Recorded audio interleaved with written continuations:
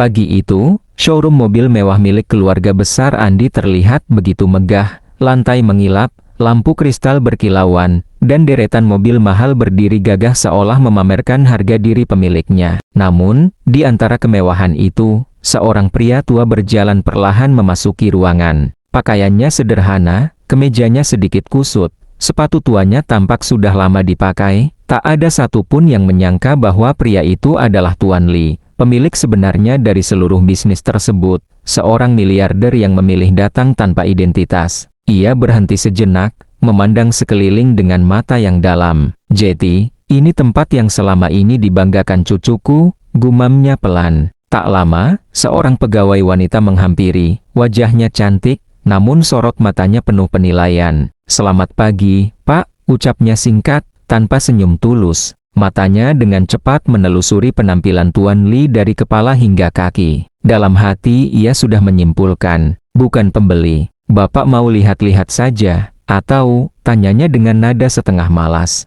Tuan Lee tersenyum tipis. "Saya ingin mencari mobil yang bagus." Wanita itu mengangguk, namun jelas tidak benar-benar tertarik. "Oh, mobil bagus ya, Pak? Di sini harganya mulai dari ratusan juta," katanya, sedikit menekankan kalimatnya, seolah ingin mengatakan, "Anda yakin mampu?" Tuan Lee tetap tenang. "Tidak apa-apa, tunjukkan saja." Dengan langkah enggan, pegawai itu menunjuk satu mobil tanpa penjelasan berarti. "Yang ini saja, Pak, lumayan. Bisa jelaskan kelebihannya?" tanya Tuan Lee lembut.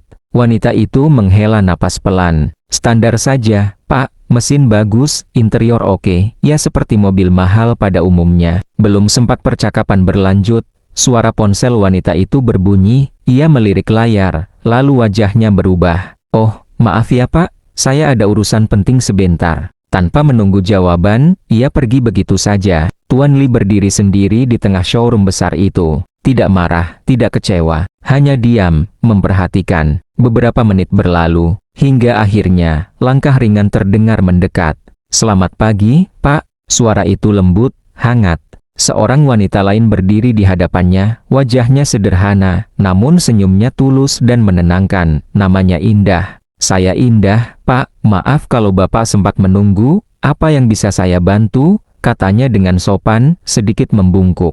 Tuan Lee menatapnya sejenak, lalu tersenyum. "Saya ingin mencari mobil terbaik untuk seorang perempuan," ujarnya pelan. Indah mengangguk dengan penuh perhatian. "Baik, Pak, kalau boleh tahu, mobilnya ingin digunakan untuk aktivitas seperti apa? Harian, perjalanan jauh, atau mungkin hadiah spesial?" Pertanyaan itu membuat Tuan Lee sedikit terkejut, bukan karena sulit, tapi karena ia merasa benar-benar diperhatikan. "Hadiah," jawabnya singkat. Indah tersenyum lebih hangat.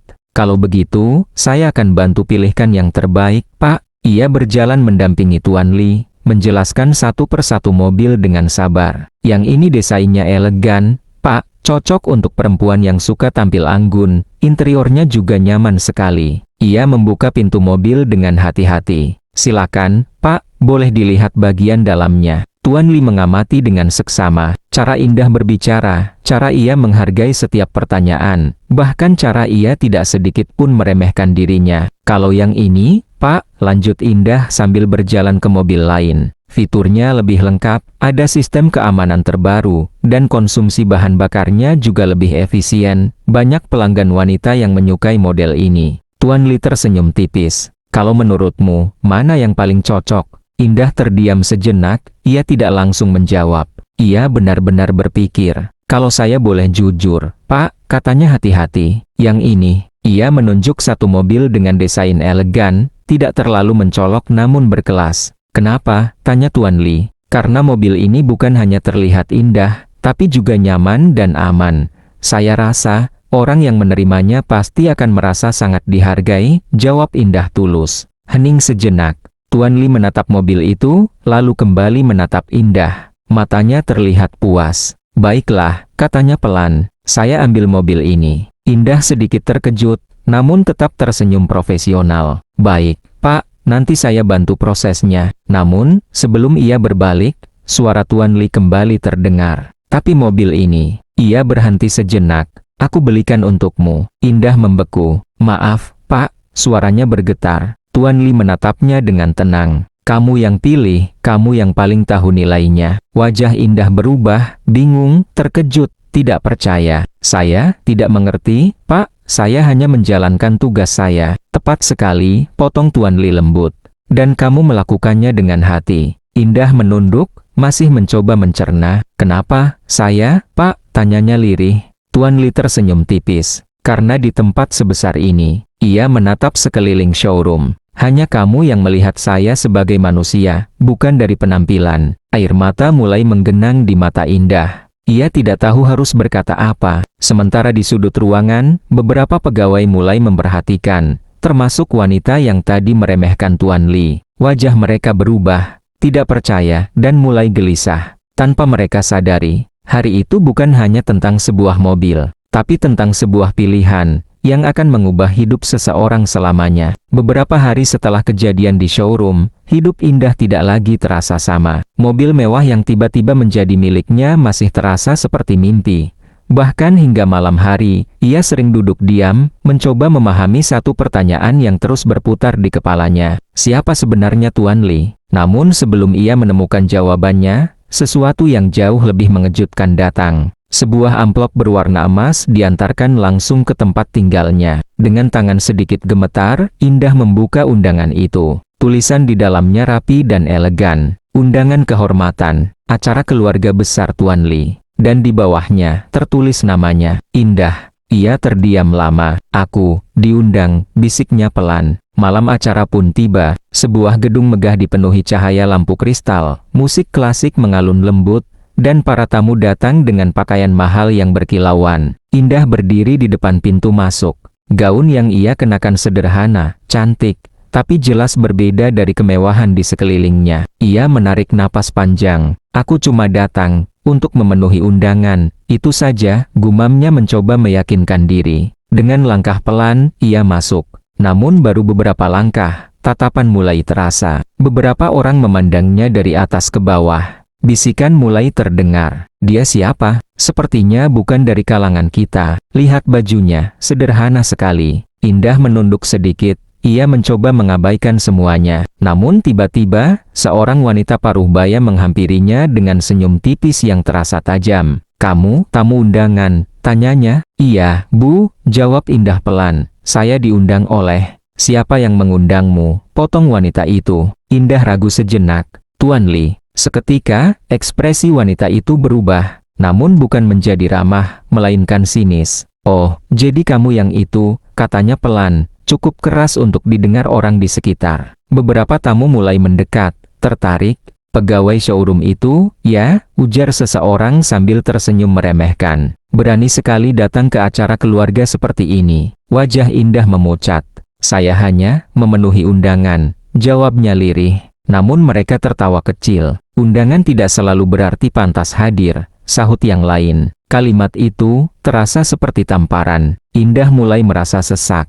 Ia menatap sekeliling, semua terlihat asing, dingin, dan penuh penilaian. Langkahnya mundur perlahan. Ini bukan tempatku, pikirnya. Namun saat ia hampir berbalik pergi, suara tongkat mengetuk lantai terdengar dari pintu utama. Tok, tok, tok, semua kepala menoleh. Suasana mendadak hening. Seorang pria tua berjalan masuk dengan langkah tegas. Pakaian yang kini ia kenakan jauh berbeda, rapi, elegan, penuh wibawa. Dialah Tuan Li. Indah tertegun, matanya membesar. Jadi, selama ini, Tuan Li berhenti di tengah ruangan, tatapannya tajam menyapu semua orang. Ada yang ingin menjelaskan, suaranya dalam dan berat.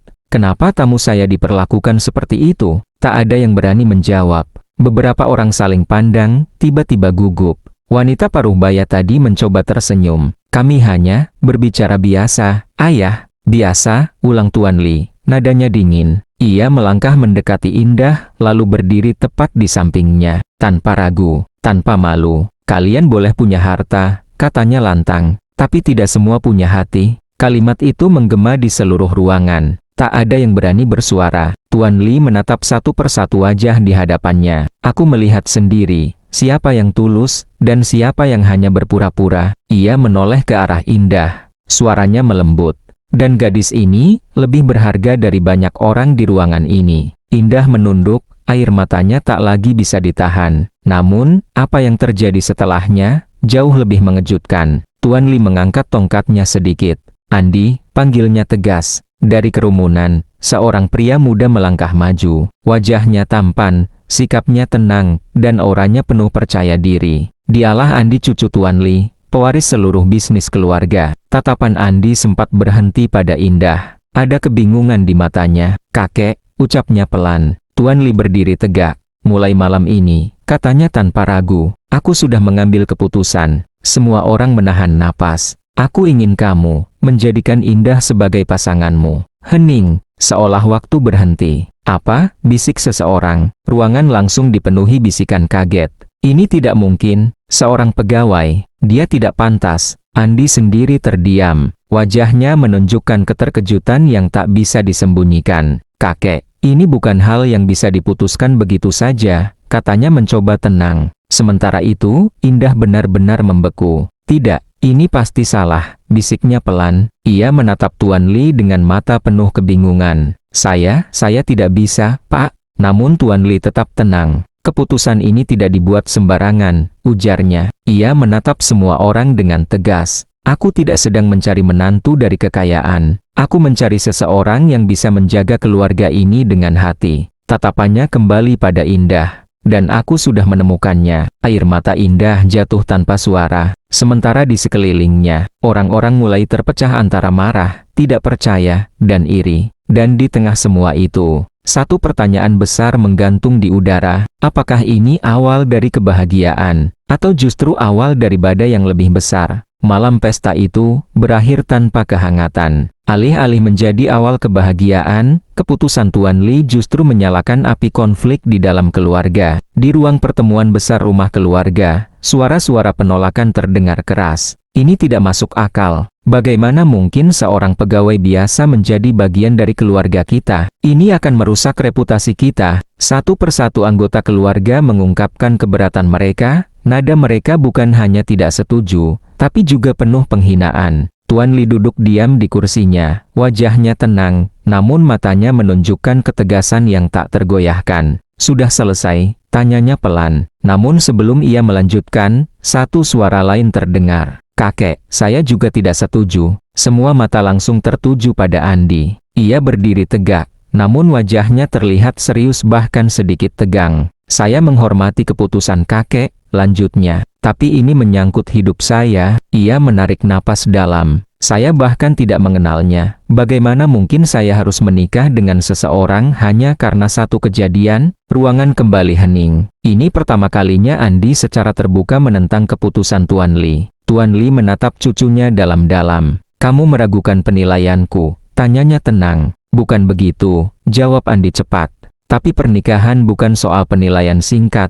Ini bukan bisnis. Kalimat itu menggantung berat di udara. Untuk pertama kalinya, bahkan Andi terlihat ragu. Di tempat lain, Indah duduk sendiri di dalam kamarnya. Gaun yang ia kenakan masih belum sempat diganti. Air matanya sudah sejak tadi tak berhenti mengalir. Suara-suara hinaan di pesta itu terus terngiang di kepalanya. Pegawai biasa, tidak pantas. Mencari kesempatan, ia menutup telinganya. Cukup, bisiknya pelan, aku tidak seperti itu. Namun semakin ia menyangkal, semakin sakit rasanya. Ia berdiri perlahan, membuka lemari, dan mulai mengemas barang-barangnya. Keputusan itu terasa berat, tapi ia tahu, ini satu-satunya cara. Aku harus pergi, sebelum semuanya jadi lebih buruk.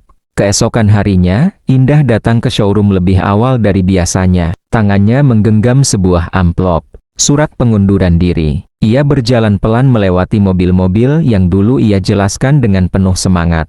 Kini semuanya terasa berbeda, kosong. Saat ia sampai di meja kerja, langkahnya terhenti. Di sana, seseorang sudah menunggunya. Tuan Li, ucapnya pelan, terkejut.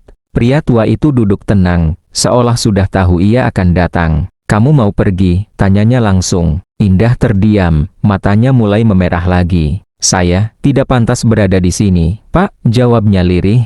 Ia menunduk dalam. Saya tidak ingin jadi bahan pembicaraan, atau dianggap memanfaatkan kebaikan Bapak. Tuan Li tidak langsung menjawab. Ia bangkit perlahan, lalu berjalan mendekat. Kamu terluka karena kata-kata mereka? Tanyanya lembut. Indah menggigit bibirnya. "Saya manusia, Pak," jawabnya pelan. "Saya tidak sekuat itu." Air matanya jatuh lagi. "Saya hanya ingin hidup sederhana, bekerja dengan jujur. Itu saja." Suasana menjadi hening. Tuan Li menatapnya dengan penuh perhatian. "Justru itu alasan aku memilihmu," katanya pelan. Indah mengangkat wajahnya, bingung. "Di dunia ini," lanjut Tuan Li, "banyak orang pintar, banyak orang kaya, tapi sangat sedikit yang punya hati tulus." Ia menatap langsung ke mata Indah. "Dan kamu punya itu." Indah terdiam, kata-kata itu terasa hangat, tapi juga berat. "Saya tidak kuat menghadapi mereka, Pak," ucapnya jujur. Tuan Li mengangguk pelan. "Aku tidak meminta kamu melawan mereka," katanya. "Aku hanya meminta kamu, jangan menyerah pada dirimu sendiri." Indah terdiam. "Kamu tahu kenapa aku datang ke showroom dengan pakaian seperti itu?" tanya Tuan Li. Indah menggeleng. "Aku ingin melihat, siapa yang melihat manusia, dan siapa yang hanya melihat penampilan." Ia tersenyum tipis. "Dan kamu lulus, tanpa kamu sadari." Air mata Indah kembali jatuh. "Tapi, cucu bapak saja tidak menginginkan ini," ucapnya pelan. Kalimat itu membuat Tuan Li terdiam sejenak. Dia belum mengerti, jawabnya akhirnya. "Suatu hari, dia akan tahu." Indah menatap amplop di tangannya. Tangannya gemetar. "Apa saya harus tetap di sini?" tanyanya ragu. Tuan Li tidak langsung menjawab. Ia hanya berkata pelan, "Kalau kamu pergi karena takut, kamu akan menyesal. Tapi kalau kamu pergi karena kamu benar-benar ingin, aku tidak akan menahanmu." Hening. Keputusan itu sepenuhnya ada di tangan Indah. Perlahan, ia menatap sekeliling showroom. Tempat di mana ia bekerja dengan tulus. Tempat di mana hidupnya mulai berubah. Dan di depan dirinya, seorang pria tua yang mempercayainya lebih dari siapapun. Air matanya jatuh, namun kali ini berbeda. Bukan hanya karena luka, tapi karena pilihan. Amplop di tangannya perlahan, ia turunkan. Namun di saat yang sama, di tempat lain, Andi berdiri di depan jendela kantornya, menatap jauh keluar. Pikirannya penuh tentang keputusan kakeknya, tentang gadis itu, dan tentang sesuatu yang mulai mengusik hatinya. Tanpa ia sadari, cerita ini belum selesai, justru baru saja dimulai. Hari-hari setelah itu, tidak pernah benar-benar mudah bagi Indah. Ia memilih tetap bertahan, namun keputusan itu harus ia bayar dengan ujian demi ujian yang datang tanpa henti. Dan tanpa ia sadari, semua itu bukan kebetulan. Di balik layar, Tuan Li memperhatikan. Diam-diam, ia menguji. Suatu siang di showroom, suasana tiba-tiba memanas. Seorang pelanggan pria datang dengan wajah kesal. "Apa ini pelayanan kalian?" bentaknya keras. Beberapa pegawai langsung saling pandang, namun tak ada yang berani mendekat.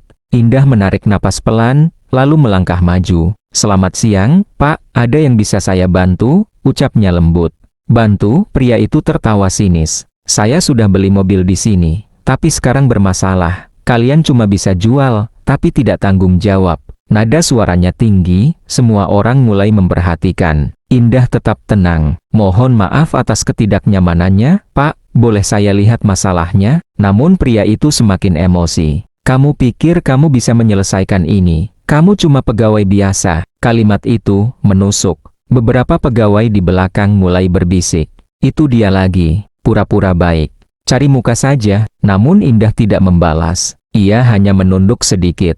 "Saya memang pegawai biasa, Pak," jawabnya pelan. "Tapi saya akan berusaha membantu semampu saya." Keheningan sejenak muncul. Jawaban itu tidak seperti yang diharapkan. Pria itu terdiam sesaat, lalu akhirnya menyerahkan kunci mobil. "Baik, saya lihat apa yang bisa kamu lakukan." Indah bekerja dengan penuh kesabaran. Ia menghubungi teknisi, mengecek data, bahkan menemani pelanggan itu berjam-jam tanpa mengeluh. Padahal itu bukan sepenuhnya tanggung jawabnya. Saat masalah akhirnya ditemukan dan diselesaikan, pria itu terdiam. "Terima kasih," ucapnya pelan, kali ini tanpa emosi. Indah hanya tersenyum. "Sudah menjadi tugas saya, Pak." Namun di sudut ruangan, seseorang memperhatikan semua itu. Andi. Ia berdiri diam, menyaksikan semuanya tanpa diketahui. Tatapannya berbeda, tidak lagi dingin sepenuhnya. Namun ujian belum selesai. Beberapa hari kemudian, masalah lain muncul. Sebuah rumor mulai beredar di showroom. Katanya, Indah mendapatkan perlakuan khusus dari Tuan Li karena ia mendekati keluarga itu dengan sengaja. Fitnah itu menyebar cepat. Bisikan berubah menjadi tuduhan. Dia pasti punya maksud, tidak mungkin semuanya kebetulan. Orang seperti dia tahu cara mencari kesempatan. Suatu sore, Indah dipanggil oleh atasannya. Indah, ucapnya serius. Ada laporan bahwa kamu menyalahgunakan posisi untuk kepentingan pribadi. Indah terdiam. Maaf, Pak, tanyanya pelan. Kami butuh penjelasan. Ruangan terasa sempit.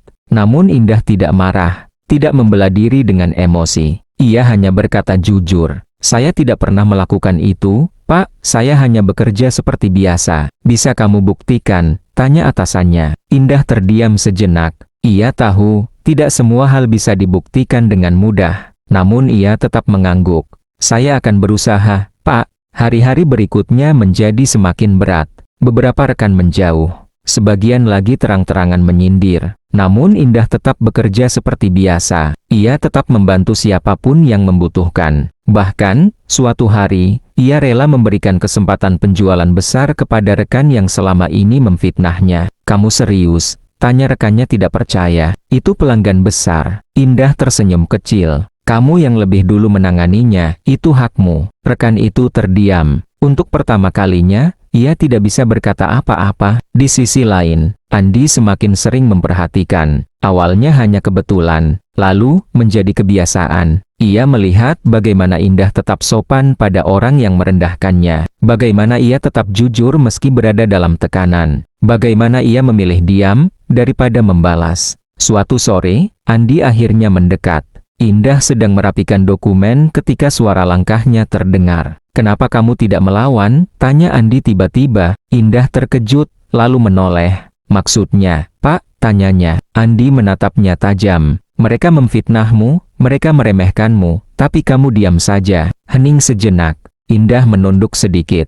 Kalau saya membalas, apa bedanya saya dengan mereka? Jawabnya pelan. Andi terdiam. Jawaban itu sederhana, tapi entah kenapa terasa dalam. Saya tidak bisa mengontrol apa yang orang lain katakan, lanjut Indah. Tapi saya bisa menjaga apa yang saya lakukan. Andi menatapnya lebih lama. Untuk pertama kalinya, ia melihat sesuatu yang berbeda. Bukan sekadar kebaikan, tapi keteguhan. Sejak hari itu, sesuatu mulai berubah di dalam hati Andi. Perlahan, tanpa ia sadari, rasa ragu mulai tergantikan oleh rasa hormat. Dan untuk pertama kalinya, ia mulai bertanya pada dirinya sendiri, mungkin kakek tidak salah. Namun di saat yang sama, ujian terbesar belum datang. Dan ketika itu tiba, segalanya akan berubah. Waktu berlalu, namun sesuatu perlahan berubah. Andi yang dulu menjaga jarak, kini mulai mendekat. Bukan karena keputusan Tuan Li, bukan karena paksaan, tapi karena rasa penasaran yang berubah menjadi kekaguman. Suatu sore, Indah sedang membereskan dokumen di meja kerjanya ketika sebuah suara membuatnya terkejut. Kamu selalu pulang paling akhir. Indah menoleh. Andi berdiri di sana. Sejenak suasana menjadi canggung. Masih ada beberapa laporan yang harus saya selesaikan, Pak, jawab Indah sopan. Andi mengangguk, lalu tanpa diminta, duduk di kursi seberangnya. Kamu tidak harus melakukan semuanya sendiri, katanya. Indah tersenyum tipis. Tidak apa-apa, Pak, saya sudah terbiasa. Hening. Andi memperhatikannya sejenak. Aku tidak pernah melihat orang seperti kamu, ucapnya tiba-tiba. Indah sedikit bingung. Orang seperti saya? Iya. Andi menatapnya serius. Tetap baik, bahkan ketika diperlakukan tidak adil. Indah terdiam, namun ia menggeleng pelan. Saya hanya melakukan apa yang saya anggap benar, Pak. Jawaban itu sederhana, tapi justru membuat Andi semakin terdiam. Hari demi hari, Andi semakin sering mencari alasan untuk berbicara dengan Indah. Mengajaknya makan siang, menanyakan pekerjaannya, bahkan sesekali, hanya duduk diam bersamanya. Namun Indah tetap menjaga jarak. Sikapnya sopan, tapi tidak pernah membuka diri sepenuhnya. Suatu malam, Andi akhirnya bertanya langsung, kenapa kamu selalu menjaga jarak dariku? Indah terdiam. Ia menggenggam tangannya sendiri, seolah menahan sesuatu. Karena saya tahu posisi saya, Pak, jawabnya pelan. Apa maksudmu? Indah menatap Andi, matanya jujur, tapi penuh kehati-hatian. Saya tidak ingin orang berpikir bahwa saya mendekati Anda karena alasan lain. Andi terdiam. Dan, saya tidak ingin terluka lagi, lanjut Indah lirih. Kalimat itu membuat Andi tidak bisa berkata apa-apa. Untuk pertama kalinya, ia menyadari bahwa luka Indah jauh lebih dalam dari yang ia lihat. Namun, di saat hubungan mereka mulai perlahan tumbuh, badai besar datang, lebih besar dari sebelumnya. Suatu pagi, suasana showroom tiba-tiba kacau. Beberapa orang berkumpul dengan wajah tegang. Indah dipanggil ke ruang rapat.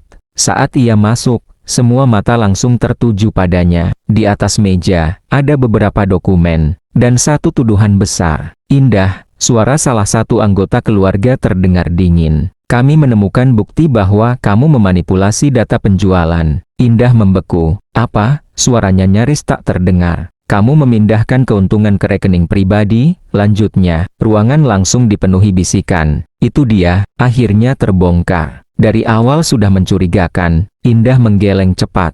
Tidak, saya tidak pernah melakukan itu, ucapnya gemetar. Namun seseorang melemparkan berkas ke meja. Semua bukti ada di sini. Tangannya gemetar saat melihat dokumen itu. Namanya tercantum, angkanya terlihat nyata, namun, itu bukan perbuatannya. Saya tidak tahu ini. Air matanya mulai jatuh, namun tak ada yang percaya. Kamu sudah cukup mempermalukan keluarga ini, kata seseorang tajam. Kami seharusnya tidak pernah menerima orang sepertimu. Indah merasa dunianya runtuh. Ia ingin menjelaskan, tapi kata-kata terasa hilang. Hingga akhirnya, suara langkah terdengar dari pintu. Cukup. Suara itu tegas. Semua orang menoleh. Andi berdiri di sana, wajahnya dingin, tapi matanya penuh amarah. Ia berjalan masuk, lalu berdiri di samping Indah. Siapa yang membawa tuduhan ini? Tanyanya. Salah satu anggota keluarga maju. Kami hanya menyampaikan fakta. Fakta, potong Andi. Ia mengambil dokumen itu, membacanya sekilas, lalu tersenyum dingin. Lucu, katanya pelan. Semua orang terdiam. Karena data ini, ia mengangkat berkas itu sedikit. Sudah saya periksa sejak tadi pagi. Ruangan langsung sunyi. Andi menatap satu persatu wajah di hadapannya, dan semuanya palsu. Tidak mungkin, seseorang membantah. Andi melemparkan dokumen lain ke meja. Ini data asli dari sistem pusat. Tidak ada satupun transaksi mencurigakan atas nama Indah. Semua orang terdiam. Wajah beberapa orang mulai pucat. Jadi sekarang, lanjut Andi, suaranya semakin tajam. Saya ingin tahu, siapa yang mencoba menjebaknya? Tak ada yang berani menjawab.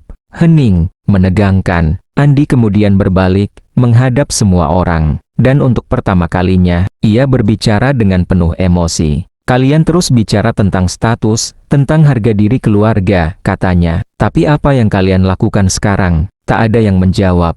Kalian menjatuhkan seseorang yang tidak bersalah, hanya karena kalian tidak suka siapa dia. Suasana semakin sunyi. Andi melirik ke arah Indah. Air mata masih mengalir di pipinya. Dan saat itu, ia membuat keputusan. Aku sudah cukup melihat semua ini, katanya tegas. Ia berdiri lebih tegak. Indah bukan hanya layak berada di sini. Semua orang menahan napas. Dia satu-satunya orang yang benar-benar tulus di antara kita semua. Kalimat itu menghantam ruangan. Tak ada yang berani membantah. Indah tertegun. Matanya menatap Andi dengan penuh keterkejutan. Apa yang Anda katakan? Bisiknya. Andi menoleh padanya. Tatapannya berbeda. Tidak lagi ragu. Tidak lagi dingin. Aku percaya padamu, katanya pelan. Air mata Indah jatuh semakin deras. Namun kali ini, bukan karena luka, melainkan karena seseorang, akhirnya berdiri di sisinya. Di sudut ruangan, Tuan Li berdiri diam. Senyum tipis muncul di wajahnya. Rencananya, perlahan mulai berjalan. Namun satu hal kini menjadi jelas. Ini bukan lagi tentang perjodohan. Ini tentang pilihan hati. Dan Andi, akhirnya mulai memilih. Namun, apakah ini sudah cukup untuk menyatukan mereka, atau justru, ujian terakhir masih menunggu?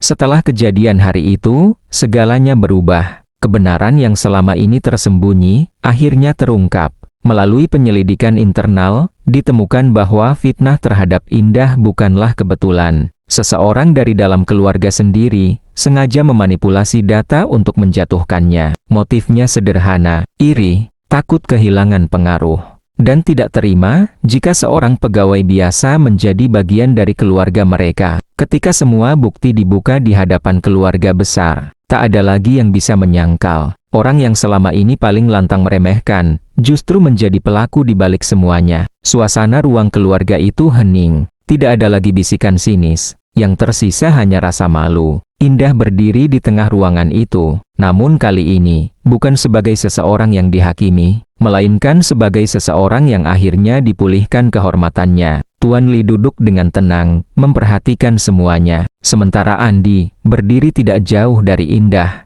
Tatapannya tidak pernah lepas darinya. Setelah semua selesai, satu persatu orang mulai meninggalkan ruangan. Hingga akhirnya, hanya tersisa mereka bertiga, Tuan Li, Andi, dan Indah. Hening, namun bukan lagi hening yang menekan, melainkan hening yang penuh arti. Andi melangkah mendekat.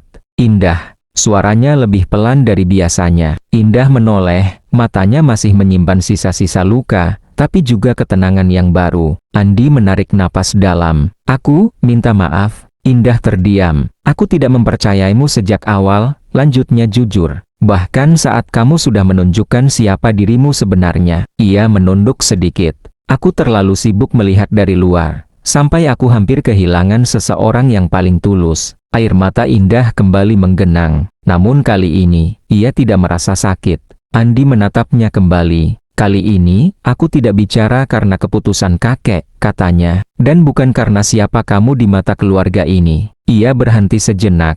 Ini karena, siapa kamu di mataku. Jantung Indah berdegup kencang. Aku mengagumimu, lanjut Andi. Ketulusanmu, kesabaranmu, dan cara kamu tetap menjadi diri sendiri, bahkan saat dunia menekanmu. Air mata Indah jatuh perlahan. Aku tidak tahu kapan semuanya berubah. Tapi sekarang aku tahu satu hal. Ia melangkah lebih dekat. Aku ingin mengenalmu, bukan sebagai kewajiban. Hening sejenak. Aku ingin bersamamu, karena aku memilihnya. Indah menunduk.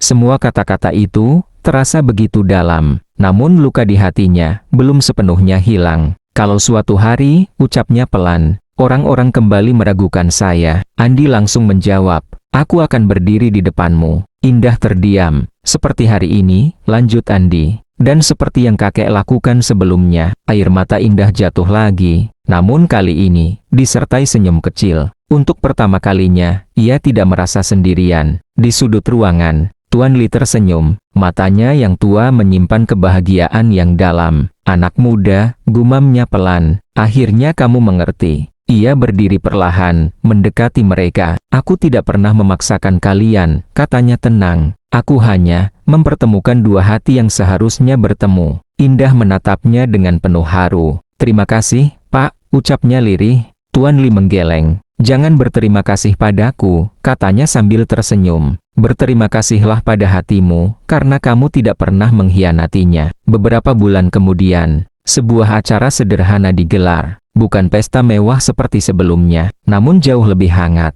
lebih tulus, dan penuh makna. Indah berdiri mengenakan gaun putih sederhana. Wajahnya bersinar, bukan karena riasan, tapi karena kebahagiaan. Di hadapannya, Andi berdiri dengan senyum yang tak pernah ia tunjukkan sebelumnya. Bukan senyum formal, bukan senyum bisnis, tapi senyum dari hati. Saat janji diucapkan, saat tangan mereka saling menggenggam, semua yang pernah terjadi terasa seperti perjalanan panjang yang akhirnya menemukan tujuan. Di antara para tamu, beberapa wajah yang dulu meremehkan kini hanya bisa diam. Bukan karena terpaksa, tapi karena mereka akhirnya mengerti bahwa nilai seseorang tidak pernah ditentukan oleh status. Tuan Li duduk di kursinya, menyaksikan semuanya. Matanya sedikit berkaca-kaca. Ini yang aku cari, bisiknya pelan. Bukan menantu yang kaya, tapi yang punya hati. Ia tersenyum puas. Rencananya berhasil. Cerita itu pun berakhir dengan seorang wanita yang dulu diremehkan, kini berdiri sebagai istri dari pewaris konglomerat. Namun bukan karena keberuntungan, bukan karena harta, melainkan karena satu hal yang tak bisa dibeli oleh apapun, ketulusan hati.